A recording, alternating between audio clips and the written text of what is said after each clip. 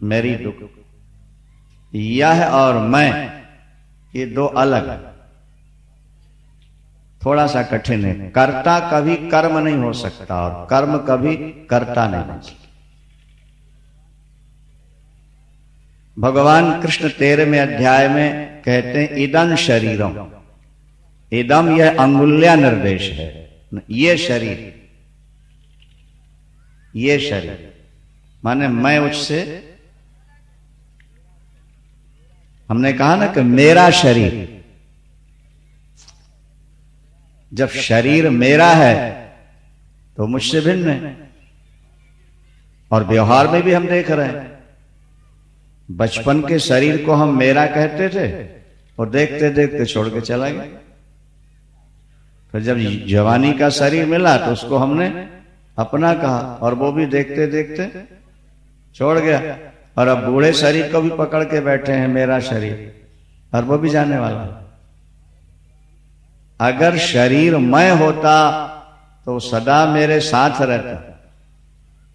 क्या दुनिया में शायद ही कोई व्यक्ति होगा जो अपनी जवानी छोड़ना चाहता हो, और दुनिया में शायद ही कोई व्यक्ति होगा जिसकी जवानी सदा साथ रही हो। बोलो वृंदावन।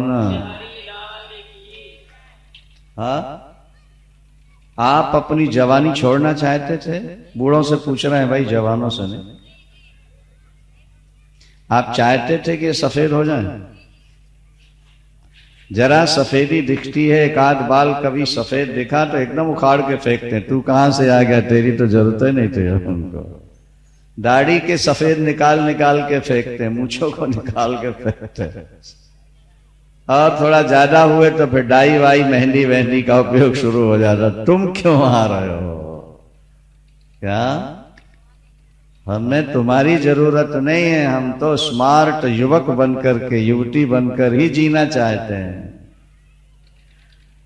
हमने बुढ़ापे को बहुत धकेला, बड़ी कोशिश की, बुढ़ापा तू हमारे पास नहीं आना, लेकिन वो आ ही गया बेचारा। और जवानी को कहते थे तू मत जाना, लेकिन बेचारी चली गई। जो आए और चला जाए वो अपना नहीं होता, बस वेदांत का ये सिद्धांत है।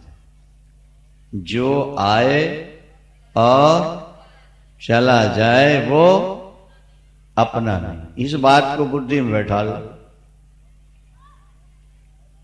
स्वप्न आया और स्वप्न में आपको करोड़ रुपया मिल गए, लॉटरी आपकी खुल गई, लेकिन आंख खुली तो चले गए, तो वो आपके अपने थे क्या?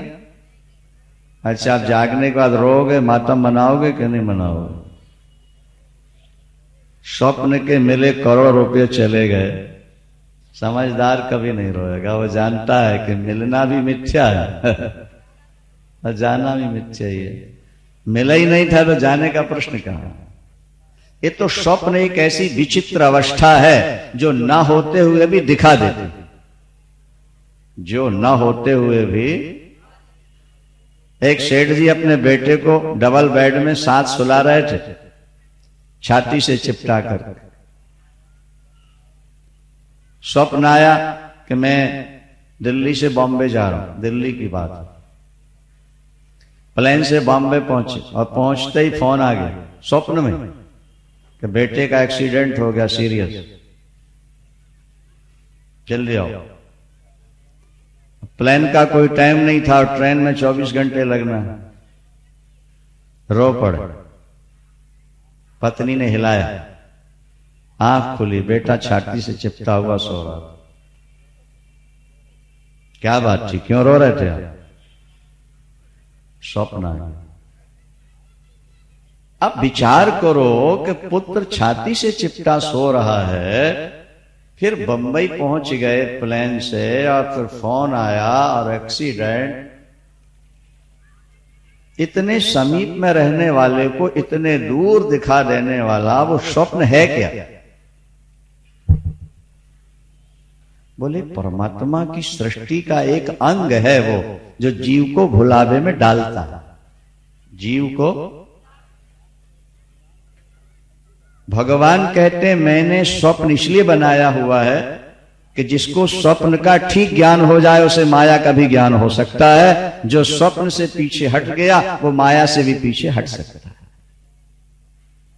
जैसे स्वप्न में कुछ भी न होते हुए सब कुछ दिखाई देता है, इसी तरह भगवान कहते मेरी माया का चमत्कार कि ये संसार न होते हुए भी दिखाई दे रहा है और तुमको दुख दे रहा है। संसार है नहीं, उमा कहो मैं अनुभव अपना,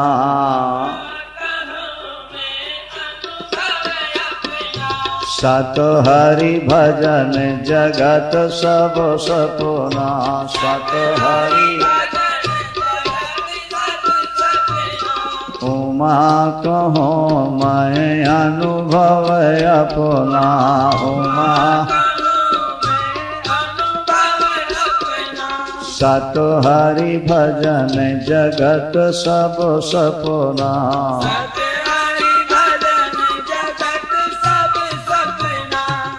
जगत स्वप्न है।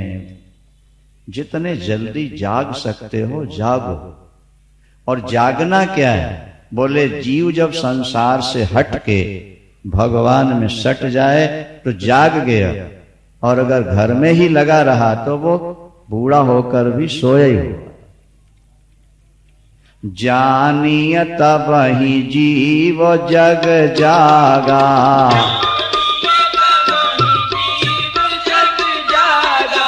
जब सब विषय विलास विरागा, जब सब होय विवेक मोह भ्रम भागा,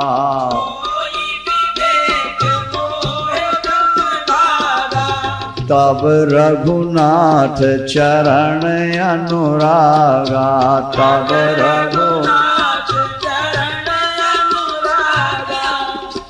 स्वप्न में अगर कोई भिखारी अरबपति बन गया या स्वप्न में कोई अरबपति कंगाल हो गया तो क्या जागने के बाद भी वही रहेगा? सपने हो ही भिखारी नृप, सपने हो ही भिखारी नृप, और रंक नाक पति होए, जागे हानि न लाभ कुछ, तिमि प्रपंच जिए। मैंने 1 अरब रुपया कमाया महाराज।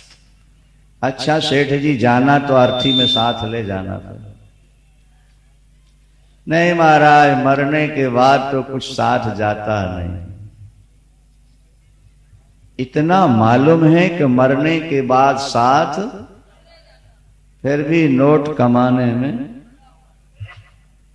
कथा नहीं सुनता, कहता टाइम नहीं।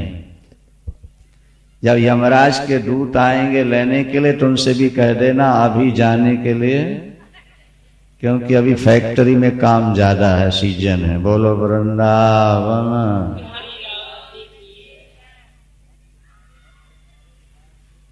और तुम्हारे न रहने के बाद फिर काम चलेगा नहीं चलेगा?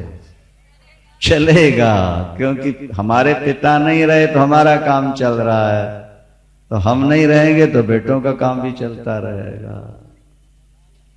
ये तो केवल मन को समझाना है। देखो लक्ष्मण गीता है ये रामायण में कि मोह निशा सब सो बनिहारा। ये सारा संसार मोह रूपी रात्रि में सो रहा है, और देखिए सपन अनेक प्रकार के स्वप्न देख रहा।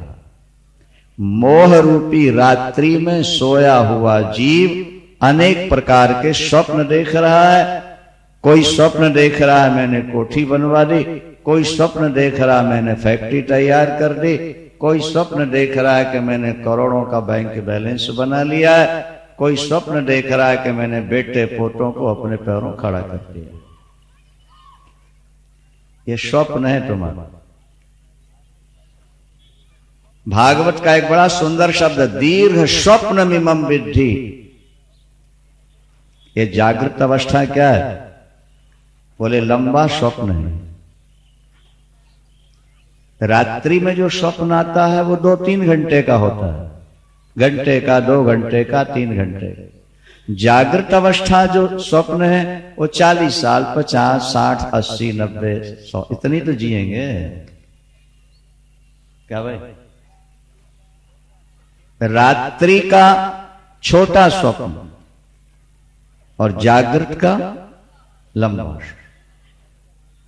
रात्रि में बंद आंखों से जो मिलता है आंख खुलते ही चला जाता है, और जागृत के स्वप्न में जो मिलता है वो आंख बंद होते अपना नहीं रह जाता।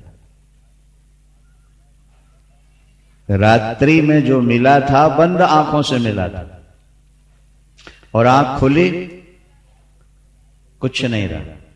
जागृत में खुली आंखों से जो मिला है वो कब तक अपना है? जब तक आंख, जिस दिन आंख बंद हुई तुम्हारा कुछ नहीं रहे।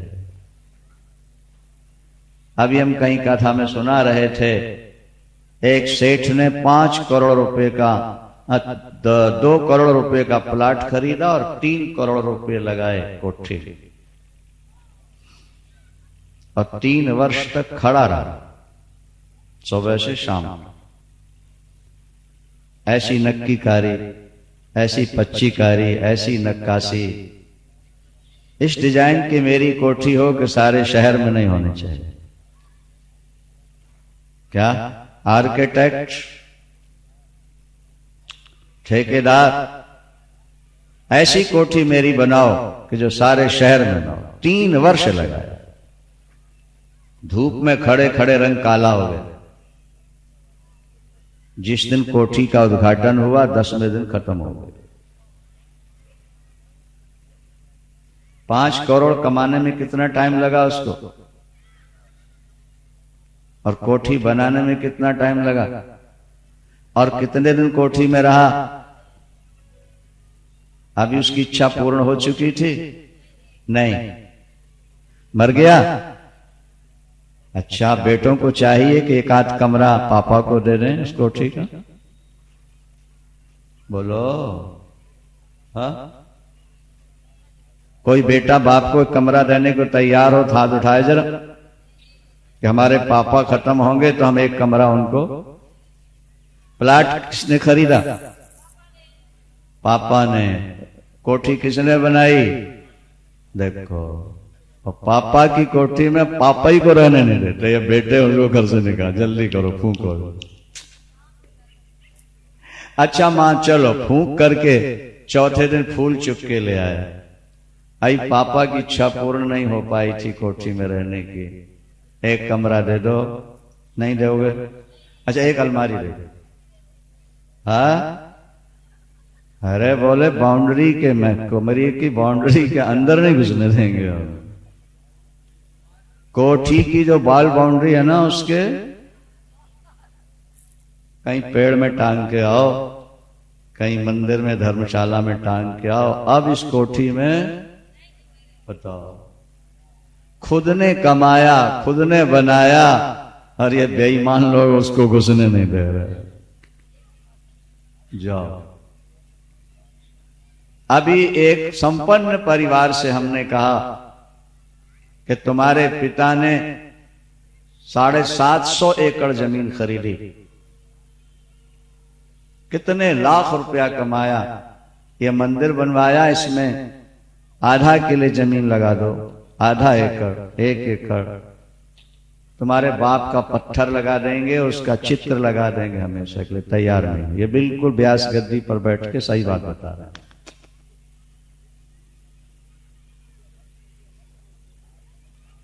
ये मत सोचो कि ये संसार हमारा है, परिवार हमारा है। इस संसार में अपना कुछ नहीं है। अगर अपना कुछ है तो केवल परमात्मा ही अपना है, और वो अपना स्वरूप ही। तुलसीदास जी ने रामायण में लिखा, जीव जबते हरिते बिलगानो। जीव जबते हरिते बिलगानो अलग हुआ, तबते निज देह गेह जानो। जीव जबते हरिते बिलगानो, तबते निज देह गेह जानो। ते ही भ्रमते नाना दुख पायो, और माया वश स्वरूप बिसरा। जैसे स्वप्न के वश में होकर हम वस्तु स्थिति को भूल जाते हैं, इसी तरह माया के वश में होकर भी हम अपने स्वरूप को भूल चुके हैं, भूल चुके। अब भगवान हमारा है ये समझ में नहीं आ रहा, बेटा हमारा है, पोता हमारा है, कोठी हमारी है, कार हमारी, ये समझ में आ रहा। महाराज जनक का स्वप्न आपने पहले सुना होगा। एक बार महाराज जनक को स्वप्न आया, बड़े ज्ञानी थे वैसे तो महाराज जनक, लेकिन स्वप्न काल में सब मूर्ख ही हो जाते हैं। बोलो वृंदावन। देश की बागडोर संभालने वाले प्रधानमंत्री को भी स्वप्न आता है तो स्वप्न में वो भी मूर्ख हो जाता है, क्योंकि वो भी स्वप्न को स्वप्न काल में सत्य मानता है। नहीं समझे बात को आप? स्वप्न काल में स्वप्न को मिथ्या मानने वाला कोई नहीं दुनिया में। स्वप्न काल में स्वप्न सत्यवत भासता है। महाराज जनक को एक दिन स्वप्न आ गया। पुराने श्रोता अनेक बार सुन चुके हैं, नए सुने ध्यान से। स्वप्न क्या आया? शत्रु ने नगर पर आक्रमण कर दिया और भयानक युद्ध हुआ, और युद्ध में सारी सेना जनक जी की मारी गई, और जनक जी अपने प्राण बचा करके भागे और जंगल में जाके छुप गए। 3 दिन तक एक गुफा में छुपे बैठे थे। ये स्वप्न स्वप्न। तीसरे दिन जब भयानक भूख लगी तो सोचने लगे कहां चले। अरे विधाता, 3 दिन पहले मैं एक देश का राजा था, आज भिखारी बन गया। 3 दिन पहले हजारों को अन्नदान देता था, आज मांगने की नौबत आ गई। हमेशा देने वाला मैं किससे मांगूं, कैसे मांगूं? लेकिन पेट की ज्वाला मांगने के लिए मजबूर कर रही है। चलूं देखूं कहीं कुछ मिल जाए। जंगल से निकले, जा रहे थे, देखा कोई सेठ खिचड़ी बंटवारा, खिचड़ी, और लंबी क्यू है, लंबी लाइन खड़ी, भिखारी। उन भिखारियों के पीछे महाराज जनक भी खड़े हो गए। एक एक कदम बढ़ रहे हैं, पेट में चूहे लौट रहे हैं, भयानक भूख है। कब नंबर आए और पेट में कुछ पहुंचे। 2 घंटे बाद नंबर आया, सरकते सरकते सरकते, और जब जनक का नंबर आया तो बांटने वाले ने कहा खिचड़ी खत्म। खिचड़ी। जनक जी मोटे आंसू बहाते हुए गिड़गिड़ा के हाथ जोड़ के कह रहे थे, भंडारी जी 3 दिन का भूखा हूं। 3 दिन पहले मैं हजारों को रोटी देता था, आज मजबूर हूं। कुछ भी जरा सा दे दो, नहीं मेरे प्राण निकल जाएं। उन्होंने कहा, रे बाबा हजारों को दिया, फिर तुम्हें देने में क्या समस्या थी? जब है ही नहीं तो हम क्या करें? देख लो बर्तन, जो पतेलों में जो खिचड़ी बनाई थी ना वो दिखाया, खा लो। जनक ने कहा वो जो चिपकी हुई है ना, जली जलाई, वही खुरपी से खरोंच के दे दे भैया, खुरपी से खरोंच कर। खिचड़ी देखी आपने चिपकी हुई? कभी नहीं देखी। ऊपर तो जरा ठीक दिखती, अंदर जली काली। खुरपा से खरोंच करके वो खिचड़ी दौने में जनक के हाथ पर रखी। जनक ने देखा, वाह रे प्रारब्ध, वाह रे भाग्य, वाह रे विधाता। 3 दिन पहले 56 प्रकार के भोजन का दर्शन करने वाला आज जली हुई खिचड़ी। चलो पेट की भूख तो बुझानी है, दिन बदलेंगे फिर बढ़िया भोजन मिलेगा। नदी के किनारे पहुंचे, तुलसी का पत्ता तोड़ के उसी खिचड़ी में डाला और भगवान को भोग लगाते हुए आंख बंद किए। 2 सांड लड़ते हुए आए, उनके पैरों से रेत उछली और खिचड़ी में भर गए। जनक जी समझ गए कि बस अब मौत आ गई। ऐसी भयानक भूख थी कि बस प्राण निकलने वाले। खिचड़ी भी गई, जली खिचड़ी मिली वो भी गई। रोने लगे, और जब रोने लगे तो उनकी पत्नी का नाम था सुनैना। क्या नाम? उन्होंने थोड़ा हिलाया, और जैसे हिलाया आंख खुली, वही जनकपुर, वही मिथिला नगरी, वही महल, वही पत्नी, वही खजाना। आंसुओं की धार दिख रही। उठे महाराज ने, आंसू वांसू पहुंचे। पत्नी ने कहा क्या बात थी महाराज, आप क्यों रो रहे? बोले कुछ नहीं, एक स्वप्न देख लिया। राज दरबार में जाकर बैठे सिंहासन पर। अब जो विद्वान आते हैं उनसे महाराज जनक प्रश्न करते हैं, ये सत्य या वो सत्य? इतने ही शब्द थे, ये सत्य या वो सत्य। आगे पीछे और कोई वाक्य नहीं बोलते। जो पंडित विद्वान आता है उससे एक ही प्रश्न करते हैं, ये सत्य या वो सत्य। कोई उत्तर नहीं। अंत में अष्टावक्र जी आए, उनसे पूछा ये सत्य या? उन्होंने कहा राजन, न वो सत्य न ये सत्य, इन दोनों अवस्थाओं से परे जो तीसरी अवस्था है वो सत्य, बाकी सब झूठा है।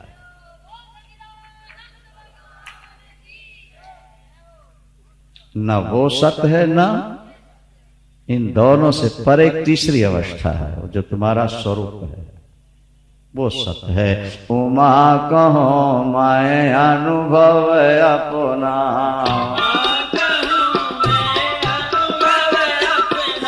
उमा कहो मैं अनुभव अपना,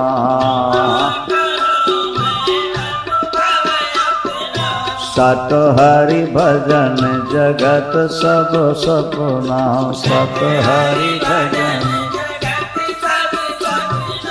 जानिय तब ही जीव जग जागा, तब ही जीव जग जागा, जब सब विषय विलास विरागा, जब सब विषय विलास विरागा, होय विवेक मोह भ्रम भागा, होय विवेक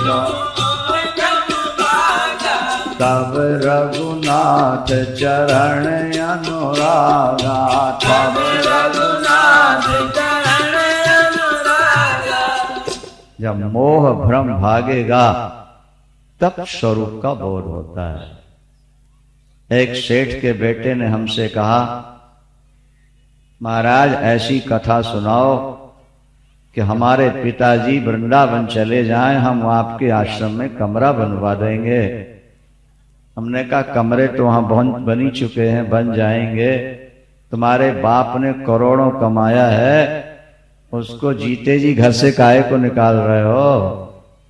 फूल ले जाना हरिद्वार, वो तो ठीक ही है। बोले क्या करें महाराज, हम लोग जवान हो चुके हैं और हमारा बूढ़ा बाप काम नहीं छोड़ता और हिसाब किताब अपने पास रखता है, गिन के रुपए हम लोगों को खर्च के लिए देता है। अगर वो चला जाए तो जवानी में 4 दिन ऐश तो कर लें। बोलो वृंदावन। क्या समझे भाई? ये मिथ्या नहीं समझना, क्योंकि व्यास गद्दी और धर्म क्षेत्र कुरुक्षेत्र में बैठ के गलत बात नहीं बोलनी हो। ये मत समझो कि जिनके लिए तुम कमा रहे हो वो तुम्हें चाहते हैं। नहीं, वो तुम्हें नहीं चाहते। अगर चाहते हैं तो तुम्हारी कमाई चाहते हैं। कमाई के कारण तुमसे प्यार है, वैसे किसी का किसी से प्यार नहीं। प्रातःकाल लोग घूमने निकलते हैं, हाथ में रोटी ले ली, कुत्ते पीछे लग जाते, और जहां जा रहा कुत्ते पीछे पीछे जा रहा। वे कुत्ते उस व्यक्ति से प्यार कर रहे हैं कि रोटी से प्यार कर रहे हैं? बोलो भाई। सभी कहते हैं रोटी से, और रोटी खत्म हो गई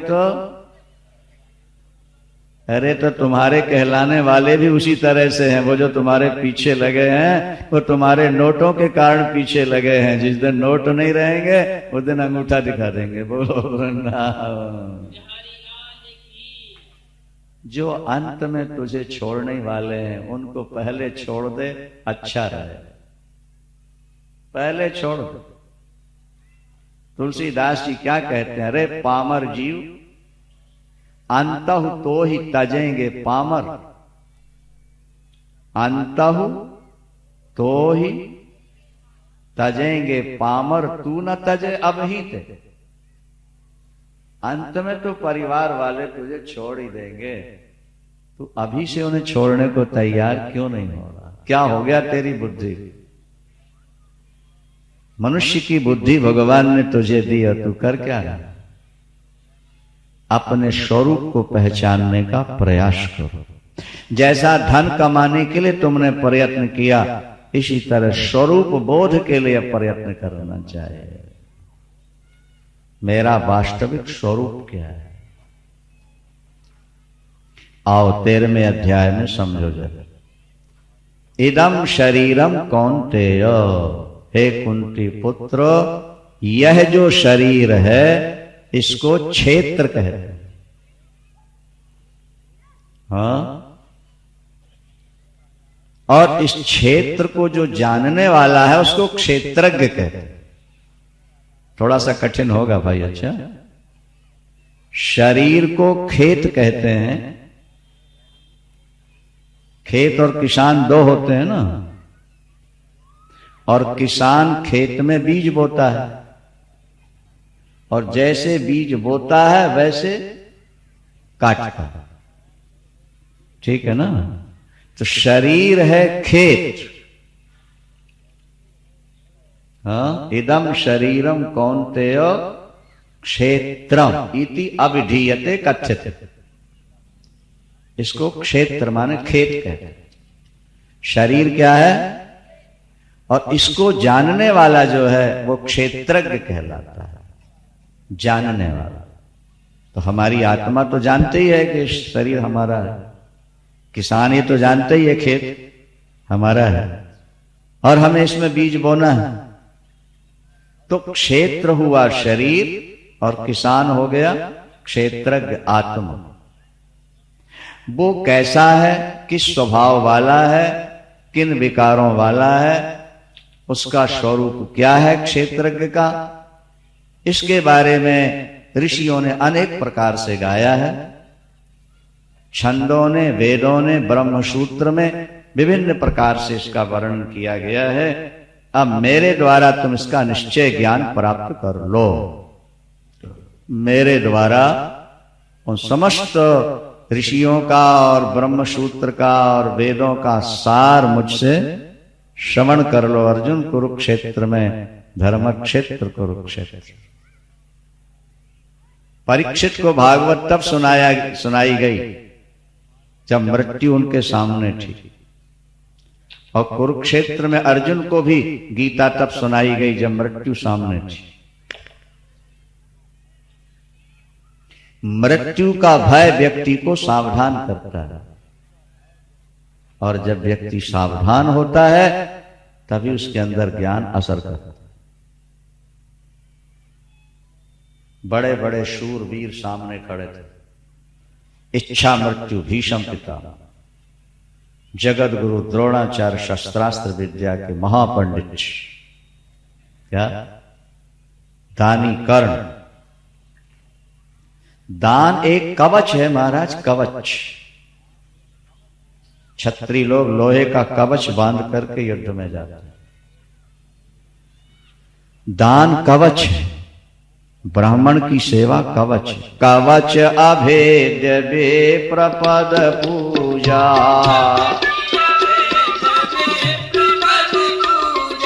यही सम विजय उपाय न दूजा, यही सम।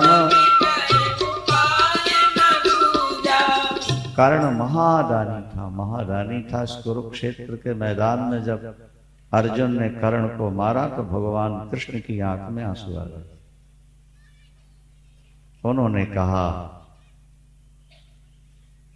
अर्जुन, आज दान का सूरज अस्त हो रहा है। अगर ये कौरव पक्ष में न होता तो इस जैसा व्यक्ति शायद संसार में कोई मिलता ढूंढा हो। कर्ण को भगवान ने अपनी हथेली पर जलाया चिता बनाकर। सुना है आपने पहले? कभी नहीं सुना। अपनी हथेली पर जलाया। महादानी था। वो तो रथ का चाक धस गया था उसका कीचड़ में, जमीन में, और जब वो रथ को निकाल रहा था तब अर्जुन ने बाण मार दी। कर्ण पर विजय प्राप्त करना ये आसान नहीं था। महादानी था। एक ब्राह्मण जिसकी पत्नी समाप्त हुई है, वो अपनी पत्नी को चंदन की चिता में जलाना चाहता। बहुत प्यार था पत्नी से। पांडवों के पास आया, मुझे चंदन की लकड़ी चाहिए। पांडवों, मैं अपनी प्यारी पत्नी को चंदन की चिता में जलाना चाहता हूं, मुझसे बिछुड़ गई, अंतिम उसका संस्कार चंदन से करो।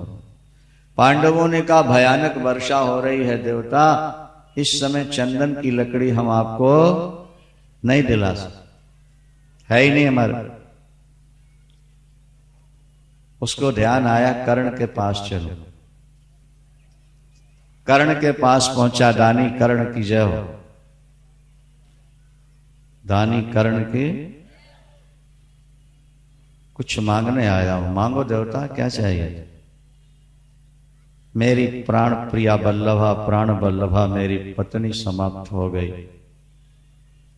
बड़ी सुंदरी और सदाचारिणी थी। मैं उसे चंदन की चिता में जलाना चाहता हूं, मुझे चंदन की लकड़ी चाहिए, भयानक वर्षा हो रही है। कर्ण ने कहा, देवता, ऐसी भयानक वर्षा में चंदन की लकड़ी कहां से लाके दी जाए, लेकिन मैं आपको वापिस नहीं लौटाऊंगा, चंदन की लकड़ी दूंगा। जब तुम्हारे घर में लकड़ी है ही नहीं तो तुम दोगे कहां से? कर्ण ने कहा, लकड़ी तो नहीं है, पर मेरे सारे दरवाजे चंदन से ही बने हुए हैं, मैं अपने दरवाजे तोड़ करके तुम्हें दूंगा, खाली हाथ नहीं लौटाऊंगा।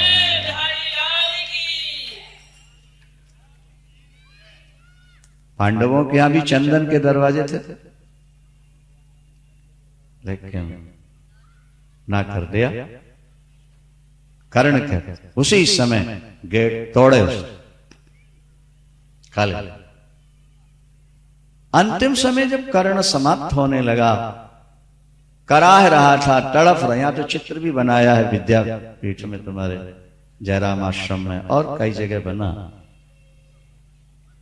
जब भगवान के आंसू निकले तो अर्जुन ने कहा, प्रभु ये तो महापापी है, कौरवों के पक्ष में था, इसने अन्यायियों का साथ दिया और इसके मरने पर आप आंसू बहा रहे हैं। उन्होंने कहा, नहीं अर्जुन, इसमें एक ही दोष था कि ये कौरवों के पक्ष में चला गया। इतना बड़ा दानी दुनिया में न कोई था, न शायद आगे होगा। इसने जीवन में कभी ना नहीं की। आज भी वो मरणासन्न स्थिति में है अर्जुन। अभी भी अगर ब्राह्मण बन के जाओगे तो वो ना नहीं कर। चलो प्रभु देख लें जरा। भगवान ब्राह्मण बन गए, अर्जुन को ब्राह्मण बनाया। और दानी कर्ण की जय हो, मुझे अपनी बेटी का विवाह करना है, अब जा रहे हो, कुछ दान कर जाओ। कर्ण रो पड़ा। उसने कहा, जीवन में कभी ब्राह्मण को मैंने ना नहीं किया, आज करना पड़ेगा, क्योंकि इस समय मेरे पास देने के लिए कुछ भी नहीं है। मुझे मृत्यु का वो दुख नहीं है ब्राह्मण देवताओं, जितना ना करने का दुख हो रहा है। अरे उन्होंने कहा, तुम्हारे दांत में सोना लगाओ, कैप जैसा चढ़ा लेते ना दांत सोना, इसी भूमि में हमारे दांत में सोना। ओ याद आया, धन्यवाद है आप लोगों ने स्मरण दिला दिया। पीड़ा के कारण मैं भूल चुका था। अच्छा ऐसा करो देवताओं, पत्थर उठा के दे दो, मैं दांत तोड़ करके तुम्हें दे। अरे ब्राह्मण से काम करा के दोगे तो दान कहां रह गया, वो तो पारिश्रमिक हो जाएगा उसका। कथा सुन के अगर आपने कुछ दान किया तो वो दान नहीं है, वो तो ज्ञान का पारिश्रमिक कहलाता है, श्रम। ठीक है, मैं स्वयं उठा ला। और घसीटता हुआ जब पहुंचा पत्थर के पास, अब पत्थर लेके जब दांत तोड़ने लगा, भगवान अपने रूप में प्रकट होकर हाथ पकड़ लेते, देवता भी पुष्प बरसाए।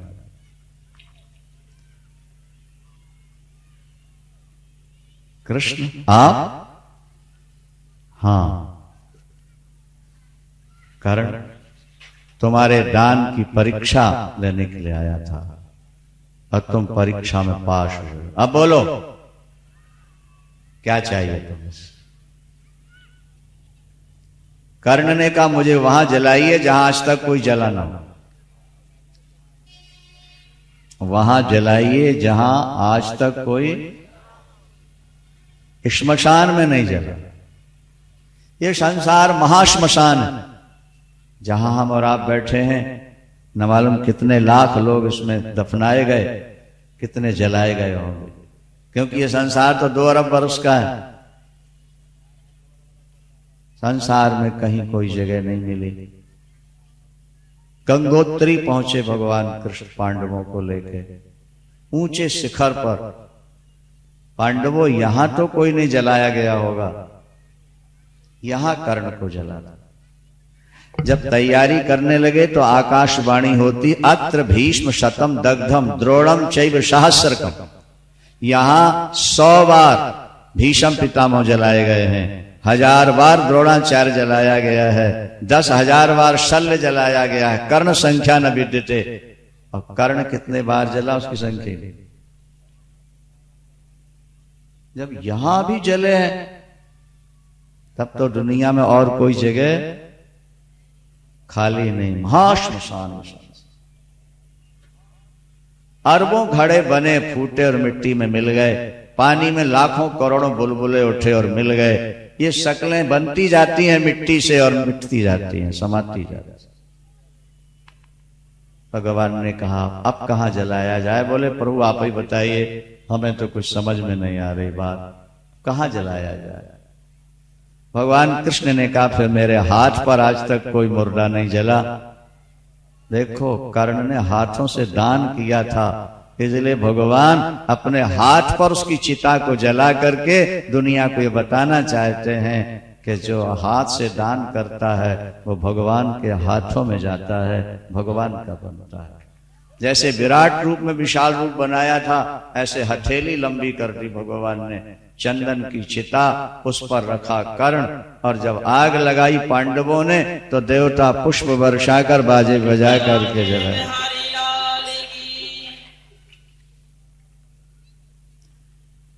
ऐसे ऐसे लोग शत्रु के रूप में खड़े। भगवान कृष्ण कहते हैं अर्जुन, शरीर और आत्मा दोनों को अलग करना है। जैसे दूध और पानी मिला दिया जाए, हंस के सामने रख दिया जाए, हंस दूध पी जाता है, पानी छोड़ देता है। बूंद बूंद दूध पिएगा, बूंद बूंद पानी अलग करता है। और किसी पक्षी से अलग करने के लिए कहा जाए संभव नहीं है।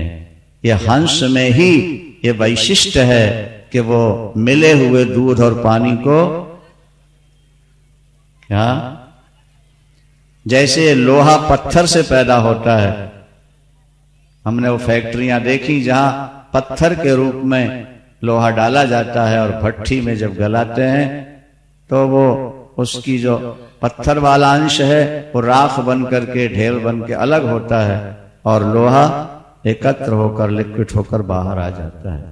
तो जैसे पत्थर से लोहे को निकाला जाता है, जैसे पत्थर से सोने को निकाला जाता, सोना भी इसे डले के रूप में नहीं मिलता, सोना भी पत्थर के अंदर ही होता है। तो जैसे सुनार, नहीं समझ में आई बात, अच्छा, सोने में खोट मिल जाए तो सुनार जैसे सोने से खोट को अलग कर देता है, जैसे पत्थर से सोने को अलग निकाल लिया जाता है, जैसे बादाम से बादाम रोगन निकाल के खल अलग फेंक दी जाती है, इसी तरह शरीर जो है ये भी एक बादाम की तरह है और आत्मा बादाम रोगन की तरह है। इसको अलग करना है। अलग कैसे किया जाए उसको पहले समझने की कोशिश करनी चाहिए। भगवान ने प्रारंभ से उसको समझाया। शरीर आत्मा नहीं है, आत्मा शरीर नहीं है। शरीर से आत्मा को सदा अलग देखने का अभ्यास करना चाहिए, रिहर्सल करनी चाहिए। मौत आ रही है, आ गई, यमदूत आए लेने, उस समय क्या विचार उठते हैं, ये रिहर्सल करो जीवन काल। जैसे विद्यार्थी परीक्षा की रिहर्सल तैयारी पहले से करता है ना भाई, हाँ, जैसे वकील कोर्ट में जाने से पहले केस की तैयारी करता है, हम और आपको भी मृत्यु की तैयारी करनी चाहिए कि अगर अचानक मौत आती है तो हमारा चिंतन क्या हो। सोचते रहते हैं, बोलो वृंदावन। क्या मौत आई, बेटे को याद करना है, पत्नी को करना है, या परमात्मा को करना है, या अपने स्वरूप का चिंतन करना। मैं सच्चिदानंद हूं, मैं सत्य हूं, मैं चित्त हूं, और मैं अजर हूं, मैं अमर हूं, मैं अछेद अभेद अकाट अग्राह्य हूं। यम के दूत मुझे पकड़ नहीं सकते हैं। क्या? यम के दूत तो शरीर तक, सूक्ष्म शरीर तक हावी हो सकते हैं, और मैं सूक्ष्म शरीर से आगे चल के, यो बुद्धे परतस्तु सा, आत्मा तो बुद्धि से भी आगे जाकर पर है, उसे यमदूत तो पकड़े नहीं सकते। जब यम के दूत दिखाई दिए, जीवन काल में एकांत में बैठ के अभ्यास करो। यम के दूत आए नहीं, उनको देख के हमारा चिंतन क्या हो रहा है? क्या तो हम भगवान के दास हैं, भक्त हैं, या हम सच्चिदानंद हैं, अजर हैं, अमर हैं। इस आत्मा को पकड़ने वाला दूसरा कोई है ही नहीं। बस ये चिंतन ही तुम्हारा कल्याण करे। मैं शरीर हूं या मैं मर रहा हूं, तो बार बार जमना मरना पड़े। और मैं शरीर नहीं हूं, मैं अजर अमर आत्मा हूं, मैं अखंड सच्चिदानंद हूं या उनका भक्त हूं, दो ही पक्ष हैं। फिर यम के दूत तुम्हें छू नहीं सकते। और वो सावधानी के साथ प्रतिदिन अभ्यास करो। अगर अचानक मौत आ गई तो हमारा चिंतन क्या हो? हमारे पूज्य गुरुदेव एक दिन हमें सुना रहे थे, बोले किसी सेठ ने अपनी बगीची में हमको ठहरा दिया, और वहां कोई प्रेत रहता था, जिन्न।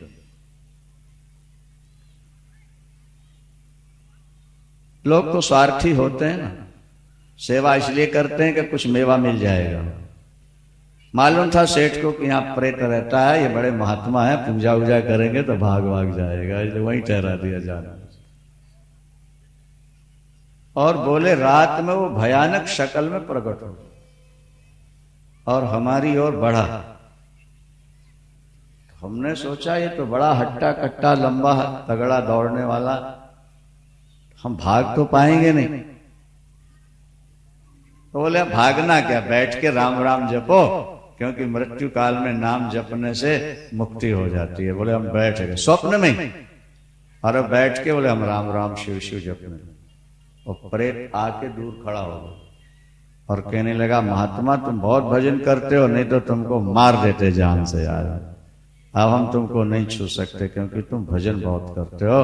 बोले वो लौट गया। बोले जागने के बाद मन बड़ा प्रसन्न हुआ कि देखो स्वप्न में भी अगर मृत्यु आई तो बैठ के भगवान का हमने नाम ही लिया है। इसी तरह यमदूत आएंगे तब भी भगवान का नाम निकलेगा, हमारा बेड़ा पार।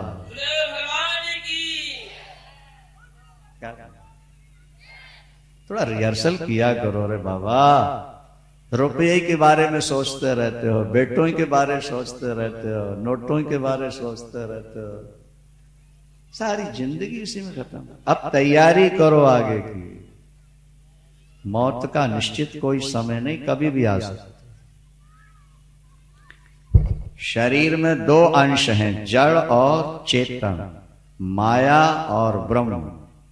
जड़ कितना है और चेतन क्या है, इसका विभाग कर रहे हैं भगवान कृष्ण।